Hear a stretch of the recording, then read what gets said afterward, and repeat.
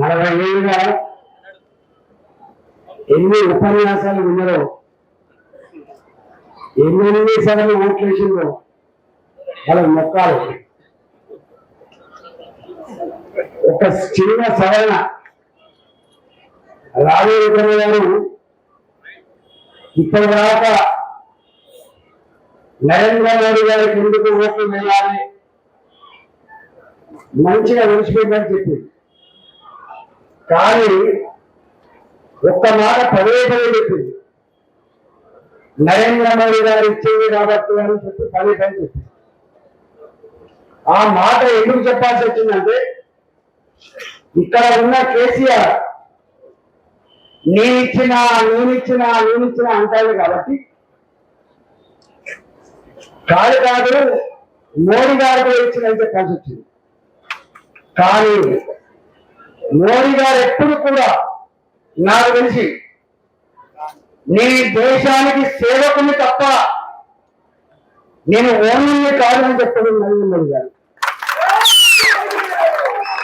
నీ ఇల్లు కట్టించిన ఎప్పుడు చెప్పలే, నేను రోడ్లు వేయించినని చెప్పలే, నేను ప్రపంచానికి వ్యాక్సిన్ అందించినని ఎక్కడ చెప్పలే. నా దేశం 140 కోట్ల ప్రజలు నన్ను నిండు మనసుతో ఆశీర్వదించి ప్రధానమంత్రి పదవి కట్టలేతే నా దేశ గౌరవాన్ని, నా దేశ గొప్పతనాన్ని ప్రపంచ పటం మీద ఆవిష్కరించేటువంటి సత్తా సంతరించుకున్నానని మాత్రం చెప్పలేదు. ఒకప్పుడు భారతదేశం అంటే పేద దేశం, ఎదుగుతున్న దేశం, ఇప్పుడిప్పుడే బాగుపడుతున్న దేశం గతంలో. కానీ ఇవాళ భారతదేశం ఎదిగిన దేశం, భారతదేశం అభివృద్ధి చెందిన దేశం, భారతదేశం ప్రపంచ దేశంలో ఆదుకుంటున్న దేశాలుగా ఎదిగింది. మొన్న శ్రీలంకకు ఆపరేస్తే నేనున్నాను చెప్పి ఆదుకున్నాడు, నేపాల్కు ఆపరేస్తే నేనున్నాను ఆదుకున్నాడు. మొన్నటిదాకా మన మీద కాలు దిగిన పాకిస్తాన్ మన గిలగిల కొట్టుకుంటా అంటే నేనున్నా అని చెప్పి సాయం అందించిన దేశం భారతదేశం. అంతేకాదు మనకు బయట దేశం వాళ్ళు చెప్తామని ఒక మాట, ప్రపంచానికి ఏదైనా అవసరం పడితే ఆ దేశాన్ని ఆదుకునే శక్తి భారతదేశానికి ఉంది. కానీ భారతదేశానికి అవసరం వస్తే ఆదుకునే శక్తి ఏ దేశాల్లో చెప్తుంది. నిజంగానే మన దగ్గర గర్వ వస్తే మనకు అన్నం పెట్టగలిగే శక్తి ఎవరికైనా ఉందా? మనకైనా వ్యాక్సిన్ అవసరం ఉంటే ఇచ్చే శక్తి ఎవరికైనా ఉందా? 140 కోట్ల జనాభా ప్రపంచంలో చైనా కంటే కూడా జనాభా పెరిగిపోతున్న దేశం భారతదేశం అని చెప్పే విషయం మనం మర్చిపోవచ్చు. ఆ దేశంలో ఎన్ని రాష్ట్రాలు, ఎన్ని భాషలు, ఎన్ని సంస్కృతులు, ఎన్ని సాంప్రదాయాలు, ఎన్ని కులాలు, ఎన్ని వైవిధ్యాలు, ఎన్ని రకాల దేశంలో అందరి మనసు గెలిచిన నాయకుడే నరేంద్ర మోడీ గారు. గుజరాత్ పోయినా మా బిడ్డ అంటాడు, ఇవాళ కర్ణాటక పోయినా మా బిడ్డ అంటారు, తెలంగాణ పోయినా మా బిడ్డ అంటారు. నేను ఒకసారి మాట్లాడుకోండి, తెలంగాణ ప్రజలారా అని చెప్పి సంబోధిస్తున్నప్పుడు ప్రోత్సహించగలుగుతామన్నారు. కానీ ఒక 2 విషయాలు మాత్రం చెప్పబోతున్నా. ఇవాళ బీఆర్ఎస్ పార్టీ అంటే నాటి తెలంగాణ రాష్ట్ర సమితి వాళ్ళకి మనం ఎంపీ ఎన్నికల్లో ఓటు వేస్తే ఏమైతుంది? ఏమి కాదు.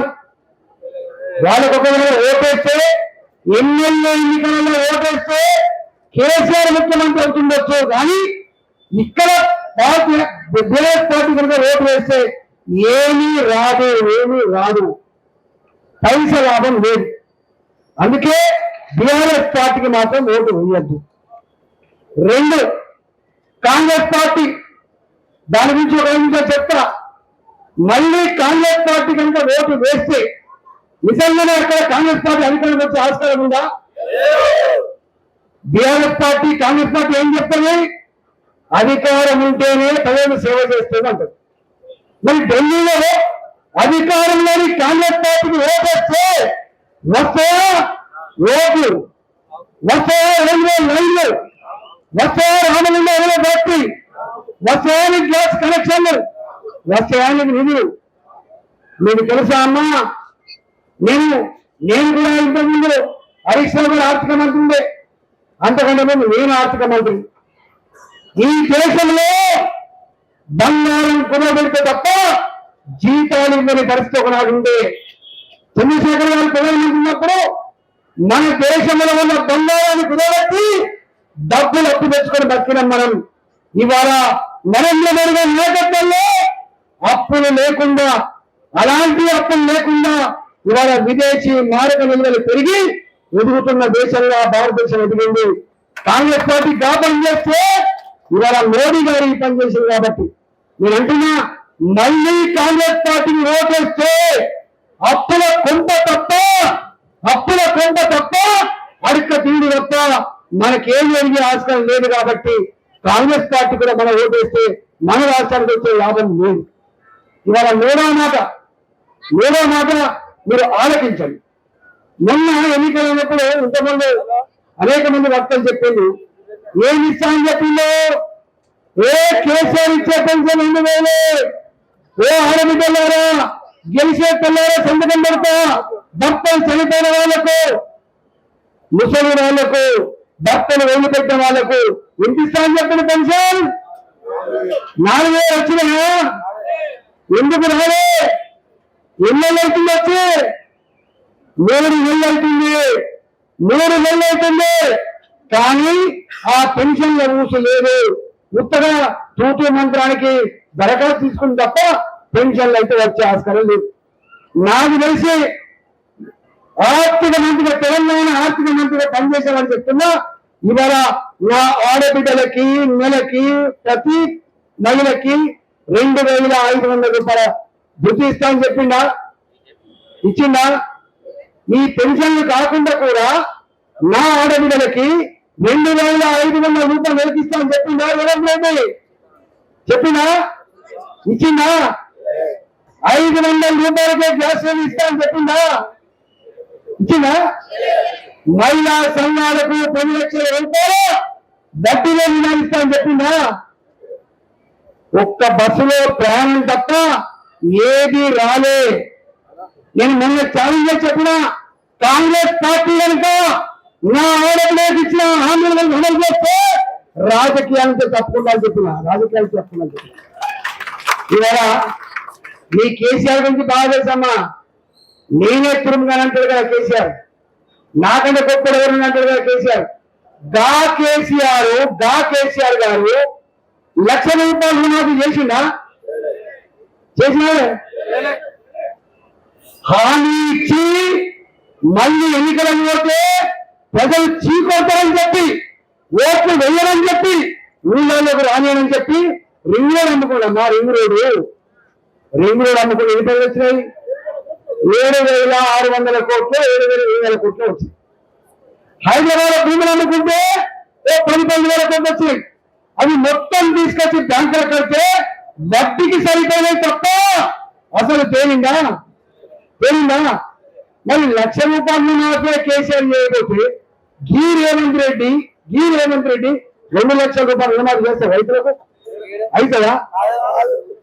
మరి ఎందుకు ఇచ్చినట్టే? తనని కాకపోతే ఢిల్లీ రాకపోతున్నాడు. రేవంత్ రెడ్డి ఎందుకు ఇచ్చిందంటే వచ్చేయలేదు, సరిచేయలేదు, గుట్ట కూడా ఇంటికి కడతా వస్తే గుట్ట వస్తుంది, లేకపోతే నాకు తెలిసి రేవంత్ రెడ్డి ముఖ్యమంత్రి అవుతాను కానీ రేవంత్ రెడ్డి పార్టీ అధికారంకి వస్తానని చెప్పి అనుకోని ఉంటే గిన్ని హామీలు ఇచ్చేవాడు కాదు. రేపు వడ్లు పండుతాయి, ఏమి ఇస్తానని చెప్పిండు? కింటాలకి 500 రూపాయలు పోలీసు ఇస్తానని చెప్పిండు లేదా? రేపు చూడాలి మనం. రైతులకు 3 లక్షల రూపాయలు వడ్డీలో రుణం ఇస్తానని చెప్పిండు రేవంత్ రెడ్డి. ఇస్తారా? 3 లక్షల రూపాయలు. ఇవన్నీ చేసి చూస్తా ఉంటే నాకు తెలిసి ఉద్యోగులకు జీతాలు ఇవ్వలేక కొన్ని జిల్లాలకు ఫస్ట్ వీక్ లో, కొన్ని జిల్లాలకు 2వ వారంలో కొన్ని జిల్లాలకు 3వ వారంలో జీతాలు ఇస్తున్న వాస్తవం కాదా?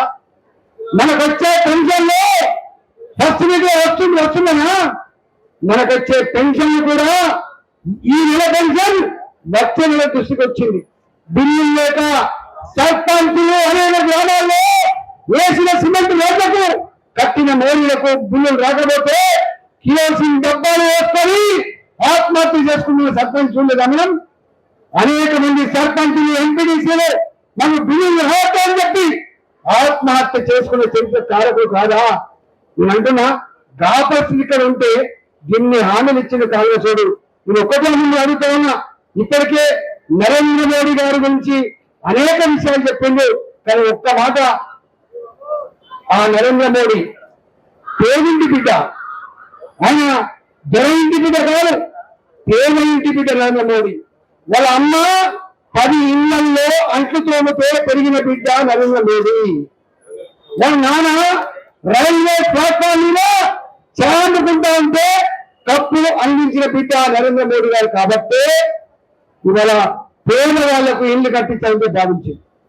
కానీ అమ్మా, సిద్దిపేటలో కట్టిన ఇల్లు కావచ్చు, హైదరాబాద్ లో కట్టిన ఇల్లు కావచ్చు, మనం అనుకుంటున్నాం కేసీఆర్ కట్టించిందని చెప్పి. కానీ కేసీఆర్ కట్టించిన ఇల్లు తక్కువ, కేంద్ర ప్రభుత్వం ఇచ్చిన ఇల్లే ఎక్కువ. కేంద్రం 2,33,000 ఇల్లు ఇస్తే కేసీఆర్ కట్టినా అని చెప్పినాయి 1,70,000 ఇల్లు శాంక్షన్ ఇస్తే కట్టినవి 1,00,000 కూడా కట్టలే, పంచినవి 30,000 ఇల్లు కూడా లేవు. 30,000 ఇల్లు కూడా లేవు. ఇంతకుముందు రాణిద్దామని చెప్పినట్టుగా ఎందుకు పేదలకు టైలర్ కట్టాలని చెప్పి ఆలోచన వచ్చింది. ఇవాళ అది 12,000 రూపాయలు కావచ్చు, 13,000 రూపాయలు కావచ్చు. కానీ గుడిసెల్లో ఉన్న వాళ్ళ ఆడపిల్లలు కూడా చదువుకుంటున్నారు కాబట్టి వాళ్ళు బయటికి పోవాలంటే సిగ్గుతో తగ్గించుకుంటున్నారు. కాబట్టి నా ఆడబిడ్డల ఆత్మగౌరవాన్ని కాపాడాలని పేదింటి బిడ్డగా, బాగా అనుభవించిన బిడ్డగా ఇవాళ టైలర్స్ కట్టించింది. దేశంలో ఎన్ని కట్టిస్తాడు? ఇవాళ ఇక్కడ కనుక భారతీయ జనతా పార్టీ అధికారంలోకి వచ్చి ఉంటే ఇవాళ ఇక్కడ కూడా పేదవాళ్లకు 4 లక్షలు 5 లక్షలు ఇల్లు తెలంగాణ పేదలకు వచ్చేటివి. దేశంలో నరేంద్ర మోడీ గారు కట్టించిన ఇళ్ళల్లో తెలుసా 4 కోట్ల ఇల్లు కట్టించింది. 4 కోట్ల ఇల్లు కట్టించింది. ఇక్కడ ఉన్న ముఖ్యమంత్రి మాత్రం మోడీ ఏందైనా కీడి ఏందైనా గాయనిచ్చేది నేనే పేదవాళ్లకు 5,04,000 రూపాయలతో పల్లెటూర్లలో కట్టిస్తా, సిద్దిపేట హైదరాబాద్ లో 7 లక్షల రూపాయలు కట్టిస్తా అని చెప్పిండు. ఎంతమంది కట్టించిండు? కట్టిస్తే కొన్ని సిద్దిపేట కట్టొచ్చు, కట్టిస్తే కొన్ని శ్రీశైల కట్టవచ్చు, కట్టిస్తే గజ్వేల కట్టొచ్చు. కానీ ఎక్కడ కూడా రాష్ట్రంలో పెద్ద ఎత్తున ఇల్లు కట్టిన సందర్భం లేదు. కాబట్టి రేపు మనకు ఇల్లు కావాలన్నా రావాలన్నా భారతీయ జనతా పార్టీ అధికారానికి వస్తేనే మన పేదింటి కళ నెరవేర్తని చెప్పి సంఘం మనం చేస్తాము. చివరికి ఒకటే మాట, ఎందుకంటే టైం కాలాతీతమైంది కాబట్టి ఒకటే మాట చెప్పిపోతున్నా. ఒక ఆయన చొచ్చుకుంటూ వచ్చింది ఇప్పటిదాకా ఉన్నాడు ఇక్కడ, ఆయన ఉరికురికి వస్తున్నాడు.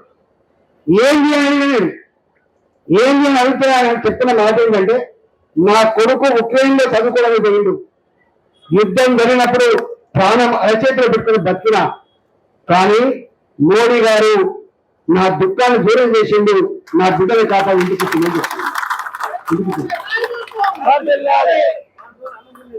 అమ్మా. ఇది ఒక్కటే కాదు, మొన్న మన సైనికుడు